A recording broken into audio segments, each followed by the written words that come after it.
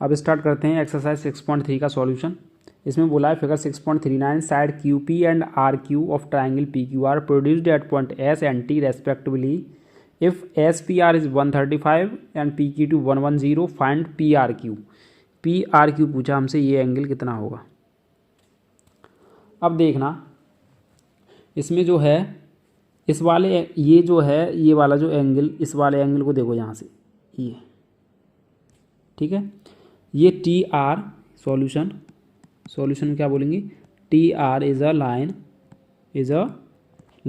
Line है, तो that implies क्या होगा, angle T Q P plus angle P Q R is equal to कितने हो जाएगा 180 डिग्री के। एंगल टी क्यू पी कितना दे रखा है हमें 110 degree plus angle P Q are हमें निकालने यहाँ से, तो पी क्यू आर कितना होगा 180 माइनस 110 बराबर 70 डिग्री, तो ये मिल गया हमें 70 डिग्री। अब ये 70 डिग्री आ गया, ठीक है। अब इसके बाद में क्या, हमने एक थ्योरम पढ़ी थी कि अगर किसी ट्राइंगल्स की एक साइड को प्रोड्यूस्ड कर दिया जाए तो क्या होगा, उनके अपोजिट एंगल्स का सम। तो in triangle P Q R में देखना, angle P Q R plus angle P R Q बराबर किसके होगा, exterior angle S P are के। तो एंगल पी क्यू आर हमारा कितना दे रखा है 70 degree, angle P R Q हमें चाहिए, एंगल एस पी आर कितना 135 डिग्री, तो एंगल पी आर क्यू बराबर कितना होगा 135 degree minus 70 degree is equal to कितना हो गया 135 में से 70 घटाएंगे तो 135 में से 70 घटाएंगे तो 65 डिग्री हो गया। तो इसका जो एंगल कितना आ गया 65 डिग्री। पी आर क्यू पूछा था हमसे, तो ये इसका सॉल्यूशन हो गया। दूसरा तरीका ये है इसे निकालने के लिए, अब देखो ओरली समझा रहा हूँ मैं, ये 70 आया, ये वाला जो अगर निकालेंगे क्योंकि इसका और इसका सम कितना होगा 135 और इसका ये टोटल सम होगा 180 में से 135 माइनस करेंगे तो कितना आ जाएगा, ये 45 डिग्री, 45 ही तो होगा जब भी तो 180 होगा। ये 45 ये 70, इंटीरियर्स के सभी एंगल्स का सम कितना होगा और करके, तो ये 45 हो गया, तो 45 plus 70 plus angle P R Q is equal to कितना होगा 180 डिग्री। तो एंगल पी आर क्यू बराबर कितना होगा 180 माइनस 45 माइनस के 70, तो ये होगा 180 माइनस 45 और 70 को ऐड करेंगे तो ये हो गया 115। अब 115 180 में से माइनस करेंगे तो कितना आएगा 65 डिग्री। इस तरीके से भी कर सकते हैं। नेक्स्ट है क्वेश्चन सेकंड, एक्स दे रखा है कितना 62 degree, Y O and Z O are bisector of angle X Y Z and X Z Y, ठीक है। अब देखना हमसे पूछा ओ जेड वाई ये एंगल पूछा है, एंगल बाई ओ जेड और एक एंगल ये पूछा है, ठीक है। अब देखना इन ट्राइंगल सॉल्यूशन में देखना, पहले हम इस वाले एंगल को निकालना है जेड को, in triangle X Y Z, इसमें क्या होगा 62 प्लस 54 प्लस एंगल जेड बराबर किसके होगा, क्योंकि sum of interior angle of triangle are 180 degree. Theorem कराई थी इसके इंट्रोडक्शन वाले जब वीडियो में। अब इसको ऐड करेंगे तो एंगल यानी जेड इज इक्वल टू कितना होगा 180 माइनस 62 माइनस 54, तो ये होगा 180 माइनस 4 2 6 5 और 5 6 11 16 116, ये 10 में से 6 निकाले 4 7 में से 1 निकाला 6, तो कितना आ गया 64 डिग्री। तो ये कितना आ गया एक्स जेड, एक तरीके से हो गया एक्स जेड बाई कितना हो गया 64 डिग्री। अब देखना Y O and O Z is bisector of angle, Y O किसका है एक्स वाई जेड का, एंड ओ जेड किसका है एंगल एक्स जेड वाई का रेस्पेक्टिवली, इसके बाई सेक्टर ने। तो that implies Y O sector हैं, तो इसके हिसाब से क्या होगा, दैट एम्प्लाइज हो गया angle O Y Z is equal to कितना होगा एंगल एक्स बाई जेड का आधा, और एंगल एक्स वाई जेड हमारा कितना है 54, तो 54 degree upon 2 is equal to कितना हो गया 27 डिग्री। इसी तरीके से angle O Z Y is equal to हुआ एंगल किसके X Z Y upon two. Angle X Y Z कितना अभी हमने निकाला X Z Y 64 degree upon two is equal to 32 degree. तो अब करेंगे in triangle O Y Z. O Y Z में क्या होगा angle Y O Z plus angle O Y Z plus angle O Z Y is equal to किसके हो जाएगा 180 degree, क्योंकि ट्राइंगल्स के इंटीरियर एंगल्स का सम कितना होता है 180 डिग्री। बाई ओ जेड हमें निकालना है। एंगल ओ बाई जेड कितना 27 और ये कितना है 32 degree is equal to 180 degree. तो that implies angle Y O Z is equal to कितना होगा 180 और ये दोनों को सम करके इधर को लाएंगे तो ये 3 और 2 9 और 3 और 2 5। तो 180 में से अगर 59 माइनस करेंगे तो कितना आएगा 180 में से 10 में से 9 निकाला 1, 7 में से 5 निकाला 2, तो 21 डिग्री। तो इसका आंसर कितना हो गया 21 और ये 1 भी तो रह गया 121 ही तो होगा 121 डिग्री। इसको माइनस करेंगे तो क्या आएगा 121 डिग्री। ये इसका आंसर है। नेक्स्ट है इसमें ये कह रहा है A B parallel to D E B A C 35 degree, A B parallel to है इसमें सी डी ई दे रखा है, डी सी ई पूछा है हमसे, डी सी ई ये एंगल पूछा है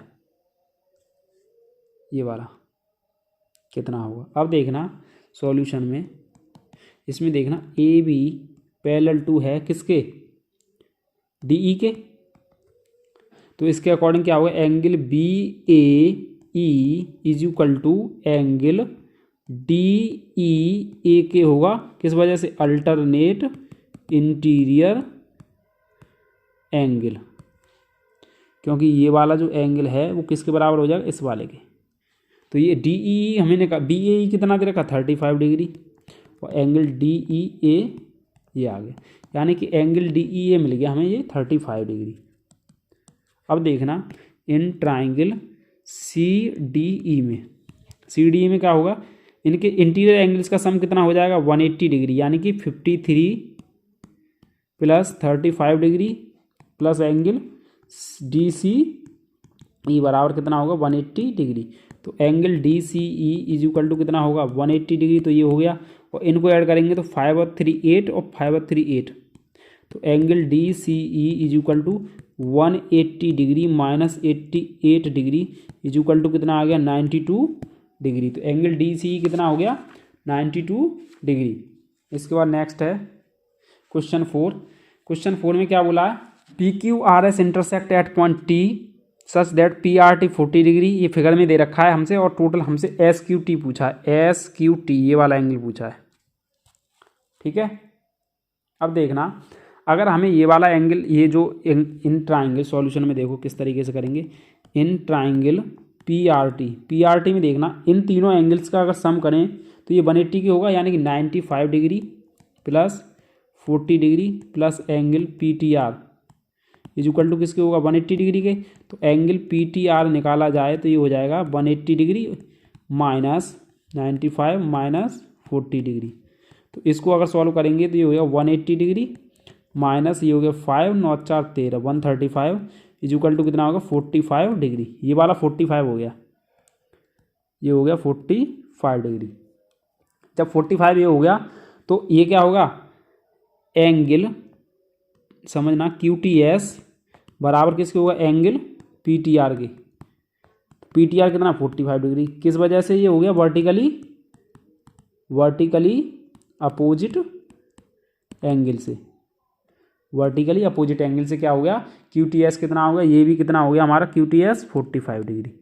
जब 45 डिग्री हो गया तो अब इन दोनों तीनों का सम भी कितना होगा 180 in triangle Q T S में क्या होगा 45 हो गया प्लस 75 डिग्री हो गया प्लस बचा क्या हमसे पूछा एस क्यू टी, इसका सम कितना होगा 180 डिग्री। तो एंगल एस क्यू टी बराबर कितना होगा 180 डिग्री माइनस 45 डिग्री माइनस 75, इधर आके माइनस में हो गई 180 माइनस 45 और 75 को ऐड करेंगे तो ये कितना होगा 120 तो होगा 5 5 10 हासिल लगा 1 7 और 4 11 और 12 120, तो ये 180 में से करेंगे तो ये आ गया इसका आंसर 60 डिग्री।